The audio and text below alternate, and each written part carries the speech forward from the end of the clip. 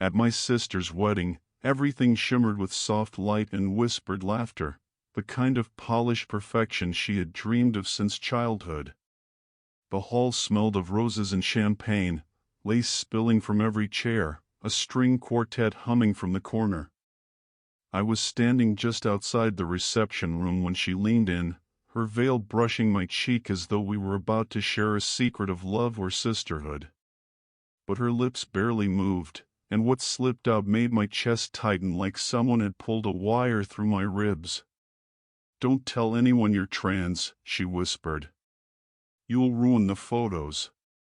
The words hit with a sharpness that no bouquet or champagne could soften. They were laced with shame, not hers but mine, offered back to me like a gift I never wanted. My throat closed, and I felt the heat rise up my neck.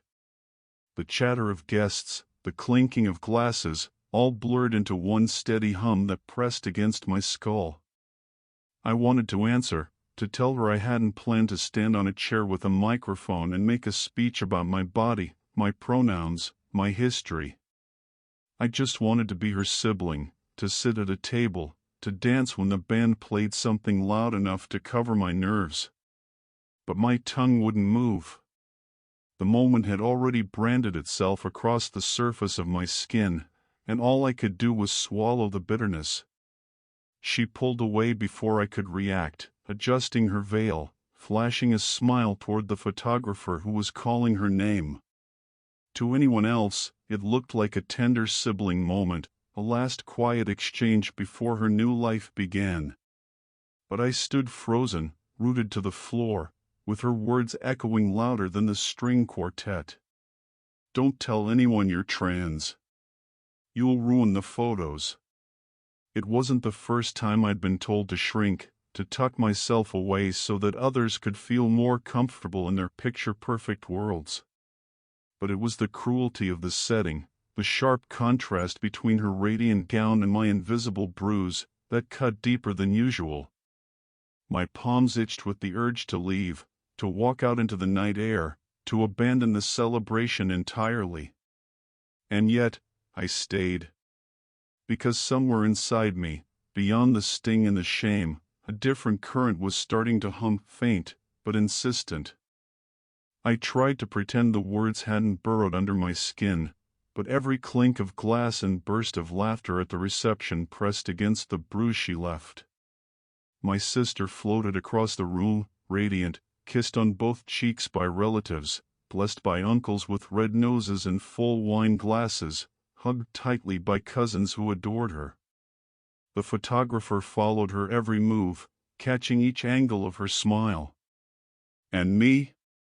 I was a shadow in a suit that didn't feel like mine, tugging at the collar, swallowing down the ache that pulsed in my chest.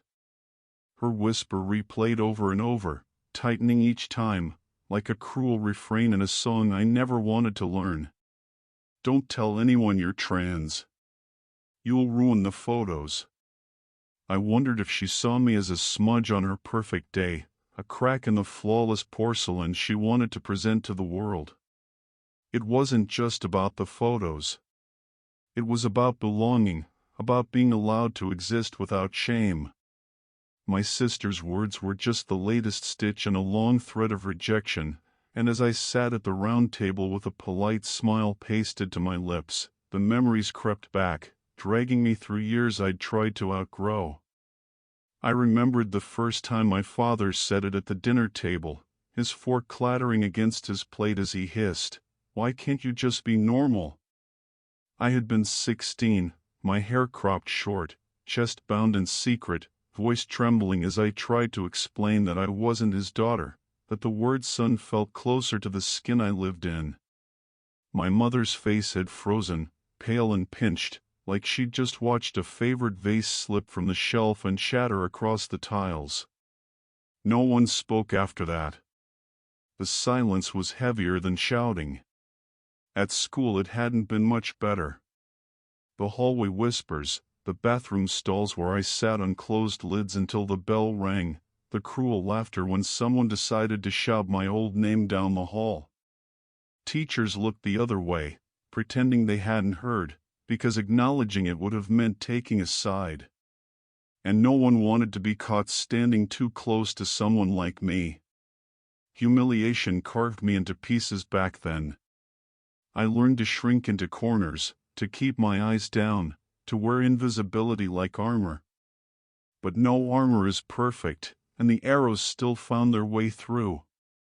Every insult, every rolled eye, every casual "you'll never be normal" lodged somewhere deep. And though I'd grown older, though I'd built some walls, I still carried those scars in the tenderest parts of me. Sitting at my sister's wedding, I could feel all those years pressing down on me at once. The hall blurred with sequins and roses, but inside, I was 16 again, choking on the silence at the dinner table, or 20, crouched in a bathroom stall, listening to my heart hammer in my chest while laughter spilled down the hall. My sister's words weren't new. They were familiar, old ghosts in a new dress.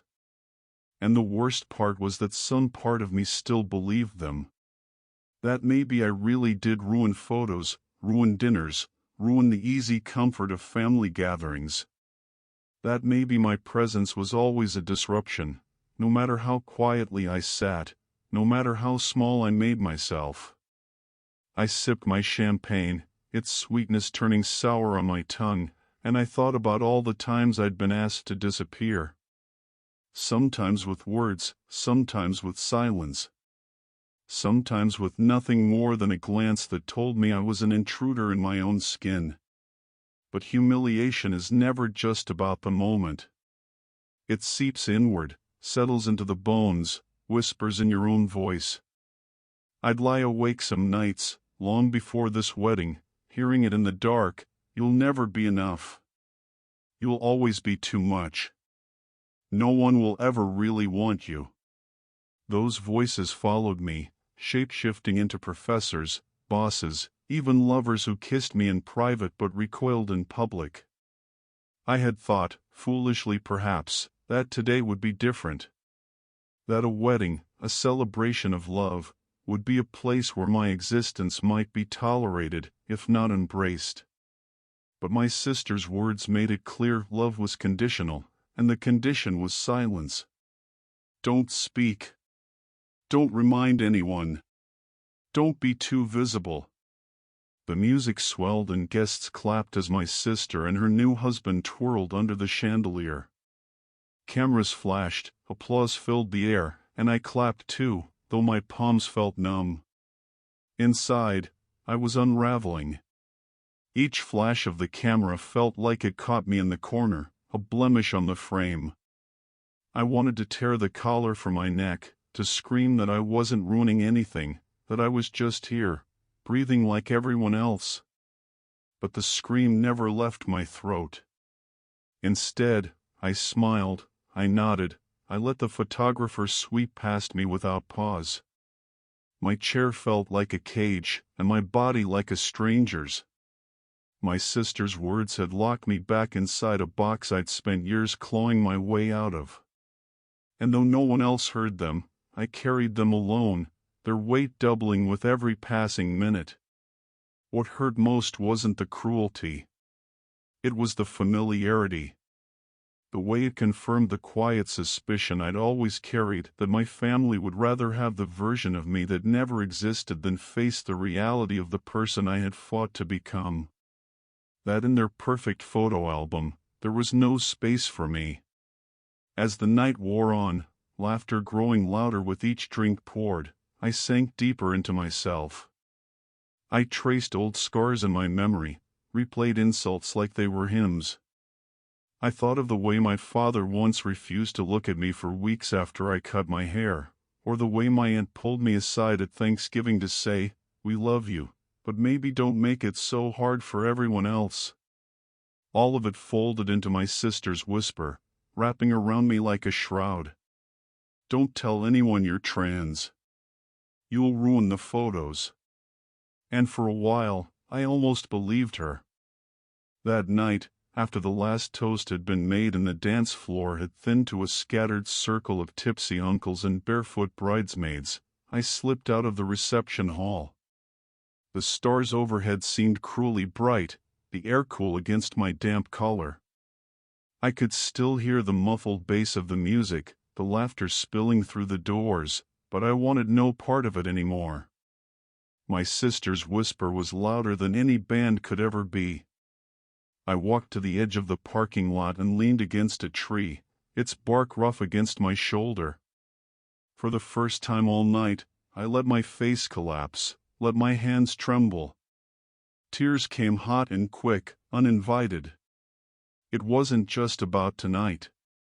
It was about all the years leading here, all the sharp words and silences, all the times I had been told my existence was an inconvenience.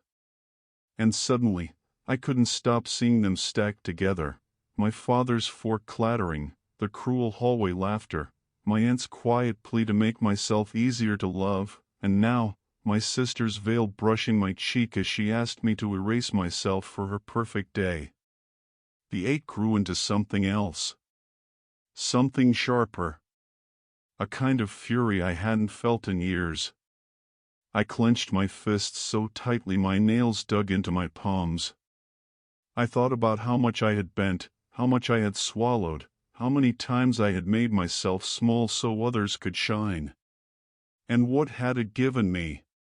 Another request to vanish. Another reminder that to them, my truth was a flaw in their portrait. I couldn't keep doing it. That was the thought that pressed hardest against my ribs. I couldn't keep shrinking, couldn't keep apologizing for breathing, couldn't keep carrying the weight of their shame as if it were my own. When I finally walked back into the hall, no one noticed me slip into my chair. The music swelled again, people cheered, the photographer's flash popped across the room. But inside me, something had shifted. I sat with my hands folded neatly in my lap, face calm, while inside a storm raged. No more, I told myself. No more silencing. No more hiding. The vow didn't come with a scream or a dramatic gesture. It wasn't cinematic. It was quieter, heavier. It came in the shape of sleepless nights, where I lay awake staring at the ceiling, my chest heavy with a mix of rage and exhaustion. It came in the rhythm of my breath when I forced myself not to cry, in the heat of my blood when I remembered her words. I would replay the scene over and over, her whisper, the way she didn't even pause long enough for me to answer, the way she turned and smiled for the camera as though I had agreed to vanish. Each time I replayed it, I felt the ember inside me flare hotter. It wasn't just about her. It was about every single person who had ever told me, in one way or another, that my life was less than.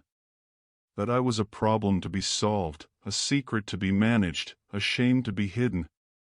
They had all carved their marks into me, and I had carried them like tattoos I never chose. But that night, lying in the dark, I began to imagine something else, what it might feel like to let those scars become armor instead of chains. Of course, the vow wasn't neat. It wasn't a single clean moment. Some nights, I would lie awake filled with determination, sure I would build something no one could tear down. Other nights, I drowned in doubt. I'd hear her words again, "You'll ruin the photos," and wonder if maybe she was right, if maybe I was destined to be nothing but a shadow at the edges of other people's lives. My thoughts tangled themselves in circles until dawn crept through the blinds. But even on the nights I doubted, something small held on. A spark that refused to go out, no matter how much shame tried to smother it. No more, I whispered to myself in the dark, even when I wasn't sure I believed it. No more. Days turned into weeks, weeks into months, and the vow threaded itself deeper into my bones. Every memory of humiliation became fuel. Every cruel glance, every careless word became evidence of why I could never return to silence. I carried them with me like weights, but not to crush me this time. To make me stronger. I started writing it down in a journal, because the vow needed to be more than a whisper in my head. Page after page filled with fury and pain, but also with something I hadn't dared to write before: possibility. What if my life didn't have to orbit around their approval? What if their shame wasn't mine to hold? What if I could be visible, not just despite their rejection, but because of it? It terrified me to write those words, but it also steadied me. Each page was a promise to myself, a reminder that I wasn't going back. There were nights when I tore the pages out, ripped them to shreds, convinced I was fooling myself. And yet the next morning, I always started again. Because even when I wanted to give up, even when the weight of invisibility felt unbearable, the vow anchored me. I didn't yet know what transformation would look like. I didn't know how I would rise, or when.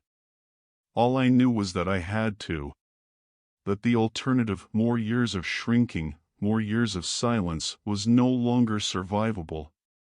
One night, months later, I found myself standing in front of the bathroom mirror, the same mirror I had once avoided because I couldn't bear the reflection. I looked into my own eyes and whispered aloud, "No more." My voice shook, but it didn't falter. And in that trembling sound, I felt the vow take root. It wasn't revenge I wanted. Not really. What I wanted was to exist fully, loudly, without apology. What I wanted was to prove, to myself most of all, that their shame could not define me forever.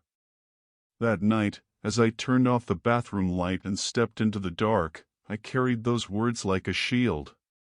No more. And for the first time in years, I believed them. The vow lived inside me like a pulse. At first it was faint, like a distant drumbeat, but the more I listened, the louder it became. No more.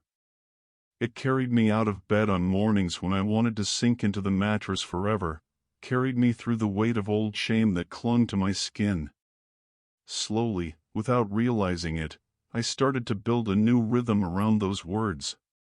It didn't happen all at once. Transformation rarely does.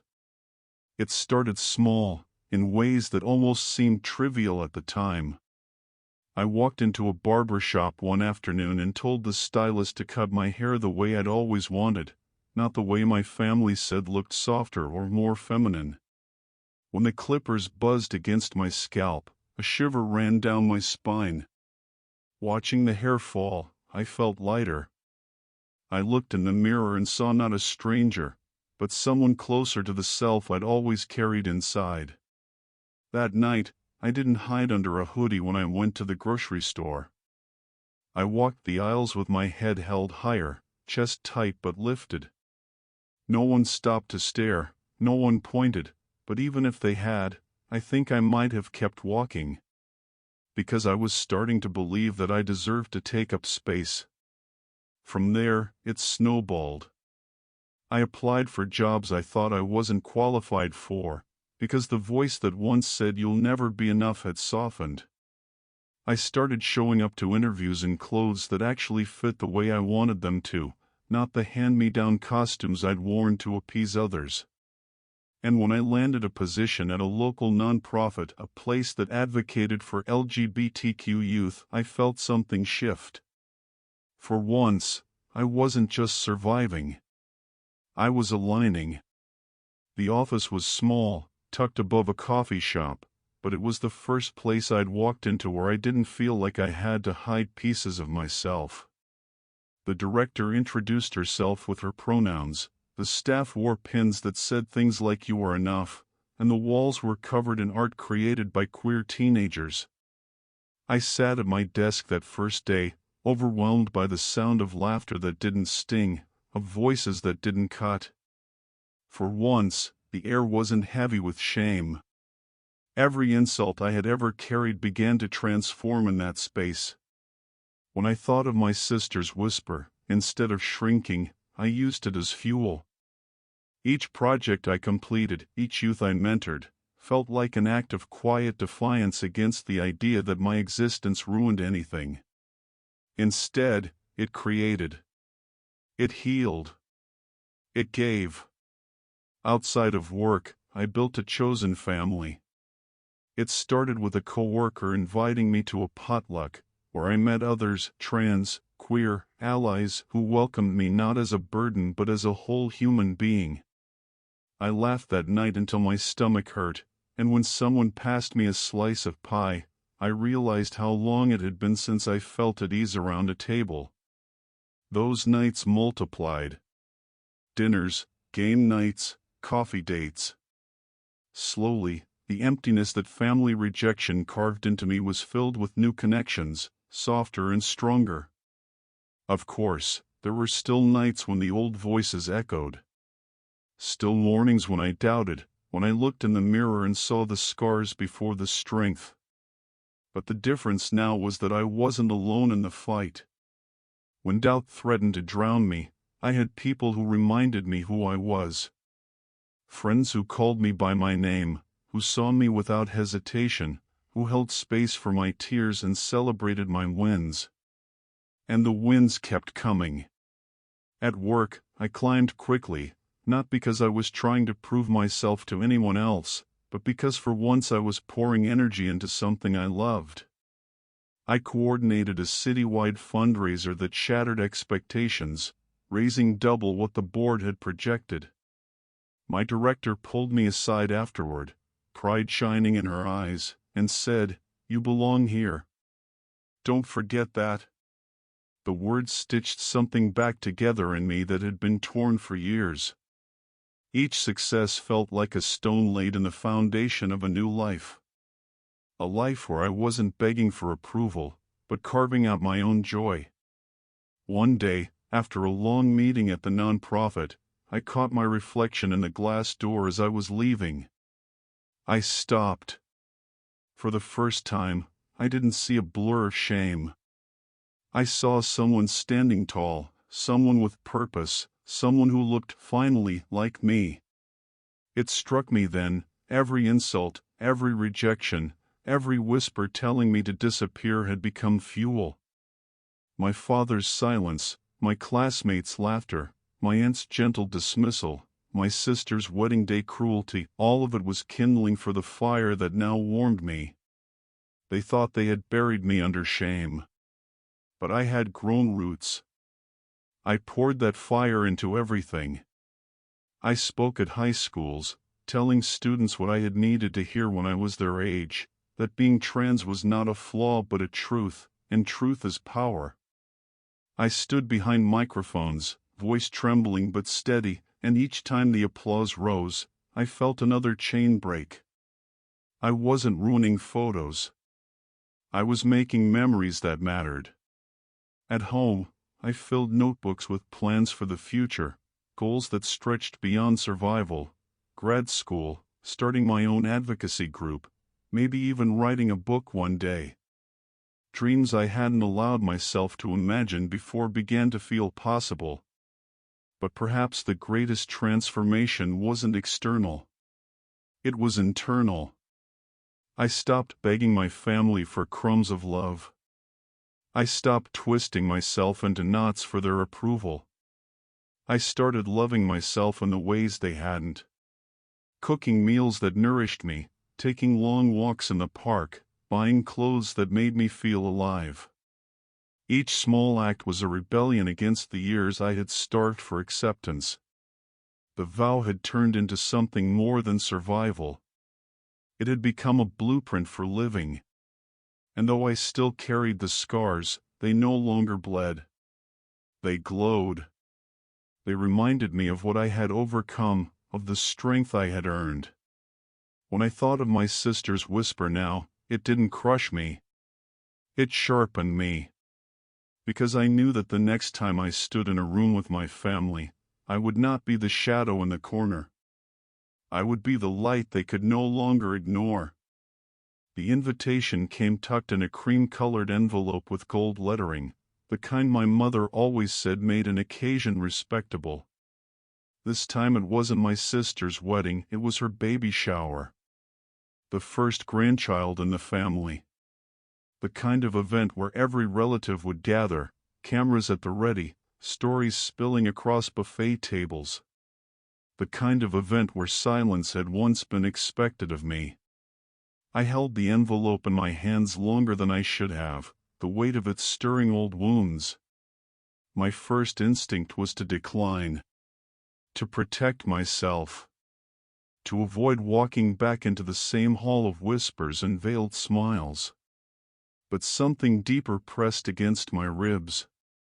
A different current than the one that had kept me hiding all those years.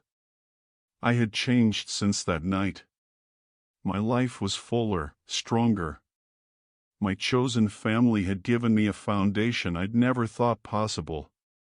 My work had given me purpose. And my vow, that small ember of no more, had grown into a steady fire. I wasn't the same person who sat invisible at her wedding table. And if I declined now, I'd still be letting that old shame decide my place. So I RSVP'd yes. The day of the shower, I stood in front of my mirror, smoothing the lapels of the suit jacket I had chosen carefully. Not the ill-fitting one I'd once borrowed to blend in, but one tailored to me, cut sharp and clean, the kind that made me feel solid in my own skin. I tied my tie with steady hands, looked myself in the eye, and whispered the words that had carried me here, no more. Walking into the venue, I felt the familiar tightness in my chest, that old instinct to shrink. But this time, I walked taller. Conversations quieted when I entered, eyes flicked toward me, but instead of lowering my gaze, I met theirs. A few relatives blinked, lips parting as though they didn't recognize me. Maybe they didn't. Maybe that was the point. My mother was the first to approach, clutching a glass of punch, her smile taut. "Oh, you look different," she said, her voice clipped, unsure. "I look like myself," I replied evenly. No apology. No hesitation. Her eyes darted away, scanning the room for an escape, but I stayed steady. Not angry, not pleading, just present. That alone seemed to unnerve her. The shower unfolded with the usual rituals, gift openings, laughter, posed photos. But I wasn't pushed to the edges this time. I claimed my seat at the table, joined conversations, laughed when I felt like it, excused myself when I didn't. And as the photographer lifted his camera, I didn't step back. I stayed in frame, shoulders square, smile calm. My sister noticed. I saw it in the way her jaw tightened, the way her eyes lingered on me as if remembering that wedding day whisper. At one point, she pulled me aside, away from the crowd, the way she had before. Her baby bump pressed against her satin dress, her voice low. "I didn't expect you to stand out so much," she said, almost hissing. "You're making this about you." I felt the sting, the old reflex to flinch. But then I remembered who I had become, the miles I had traveled from that wedding night to now. I looked her straight in the eye. "No," I said, my voice firm but calm. "I'm not making it about me. I'm just not erasing myself for you anymore." She blinked, startled. Maybe she expected me to apologize, to shrink the way I always had. But I didn't. I let the silence stretch, my words filling the space between us. Her lips pressed tight, but she had no reply. Someone called her name, and she turned, forced a smile, returned to the crowd. But I stayed rooted, my heart steady. The rest of the afternoon passed, and though I felt the weight of glances, though whispers rose and fell around me, I didn't fold under them. Instead, I found cousins who asked about my work, and when I told them about the nonprofit, about the youth I supported, I saw genuine admiration in their eyes. A few relatives leaned closer, curious, their questions soft, respectful. For the first time, I wasn't just tolerated. I was listened to. As the event wound down, a final group photo was called. Everyone gathered, shuffling into place. The old me would have hovered at the edge, waiting for someone to suggest I step aside. But this time, I walked to the center, placed my hand gently on my mother's shoulder, and faced the camera. The flash went off, bright and loud. And in that moment, I thought about the whisper that started it all. Don't tell anyone you're trans. You'll ruin the photos. But here I was, visible, undeniable, standing tall in the middle of the frame. And the photo was not ruined. If anything, it was more complete. Later, as I left, my sister caught my arm again. Her voice was quieter this time, tinged with something I hadn't expected: uncertainty. "You've changed," she said, almost grudgingly. I met her gaze, not with anger, not with the hunger for her approval, but with a steady dignity I had built for myself. "No," I said softly. "I just stopped hiding." She let go of my arm, and for once, she had nothing else to say. As I stepped out into the cool evening air, I felt a lightness in my chest. The confrontation hadn't been explosive, no shouting, no dramatic scene. But that was the power of it. The tables had turned not because I had destroyed her, but because I no longer needed her validation. The real confrontation was not between me and my family. It was between me and the part of myself that once believed their shame. And that battle, I had already won. After the baby shower, I noticed something strange. The silence from my family no longer felt like a punishment. It felt like freedom. For years, their approval had been the currency I chased, the measure of my worth, the finish line I believed would make me whole. But walking out of that venue, suit jacket snug across my shoulders, I realized I no longer cared whether they clapped for me or turned away. Their gaze, once suffocating, had lost its hold. It wasn't that I didn't still love them in some complicated, wounded way. Blood ties don't dissolve overnight. But the power they held over me, the way their shame had seeped into my bones, that was gone. And in its place bloomed something I'd never thought I'd own: joy. Joy is a quiet kind of rebellion. It's not loud or vengeful. It's the sound of laughter spilling across a dinner table with friends who call you by your name without hesitation. It's the warmth of a hand in yours at a queer dance night, the bass thudding while you spin under the lights, unafraid of who's watching. It's the calm of waking up in a body you finally recognize, pulling on clothes that feel like an extension of your spirit, not a costume. In the months after that confrontation, joy became my daily practice.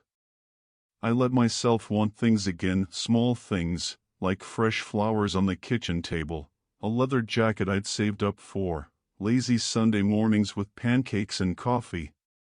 And bigger things, too, applying to grad school, sending off manuscripts of essays I'd once kept locked away in notebooks.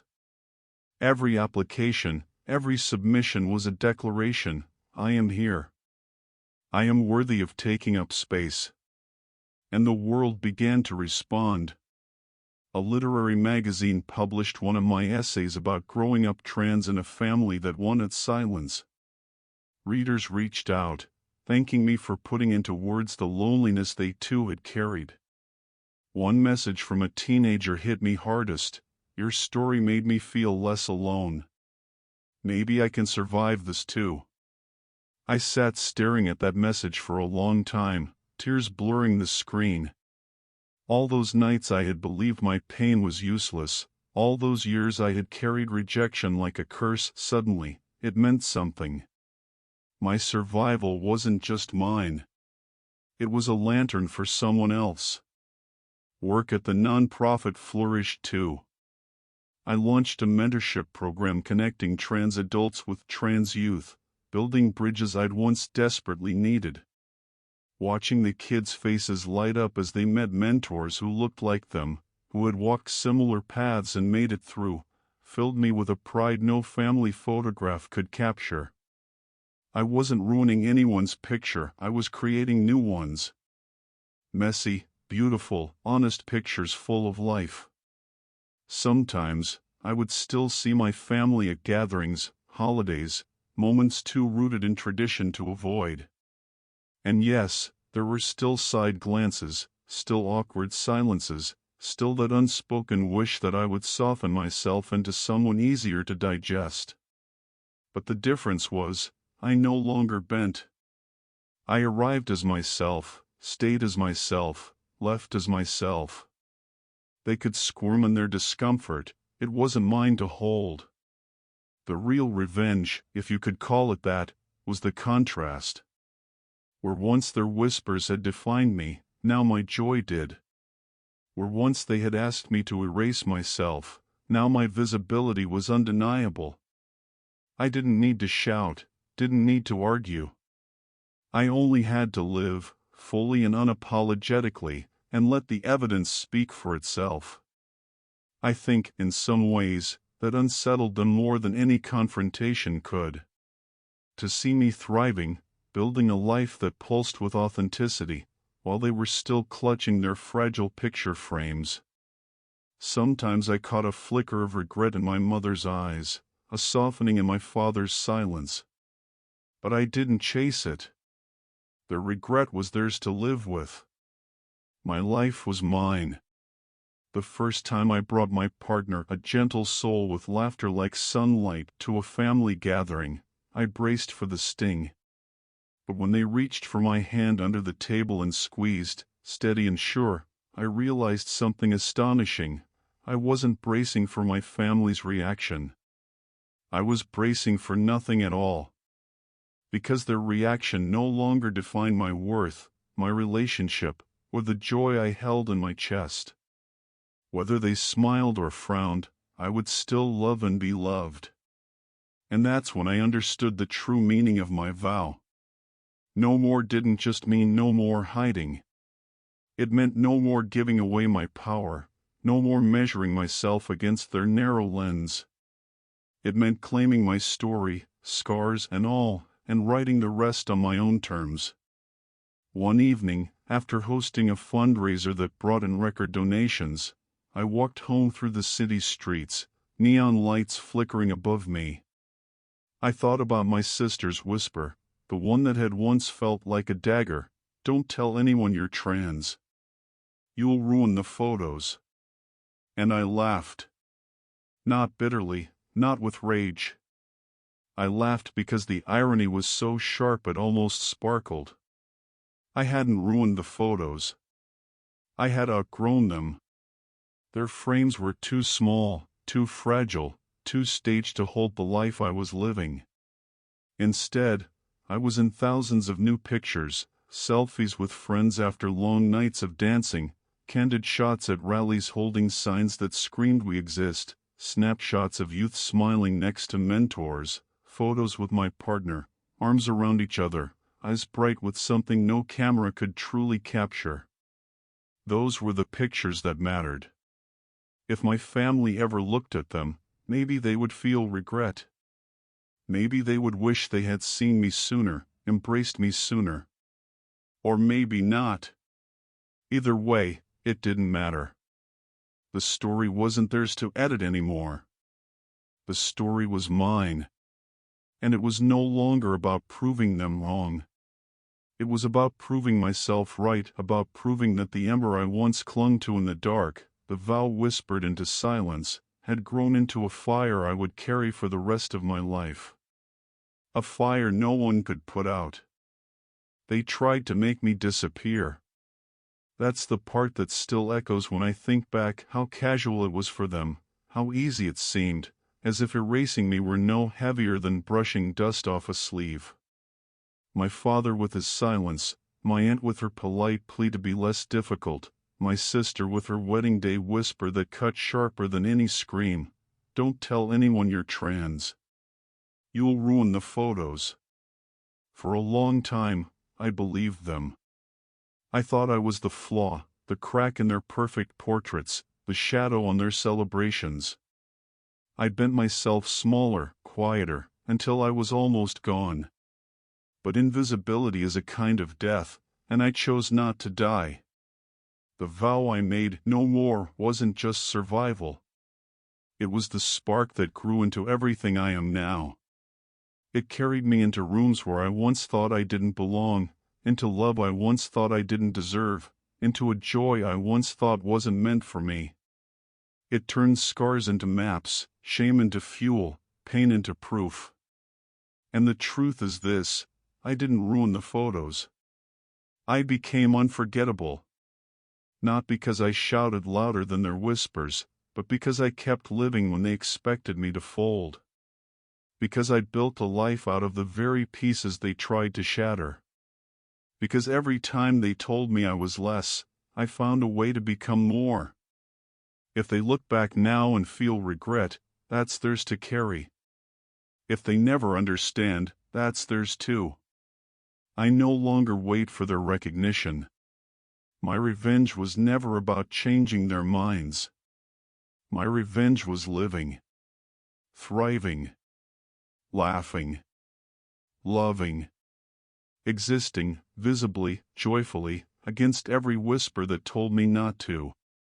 The photos on their mantle might never show it. But the story I carry, the life I've claimed, is larger than any frame they could hang on a wall.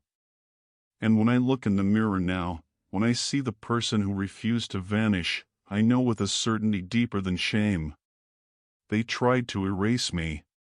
But I became unforgettable.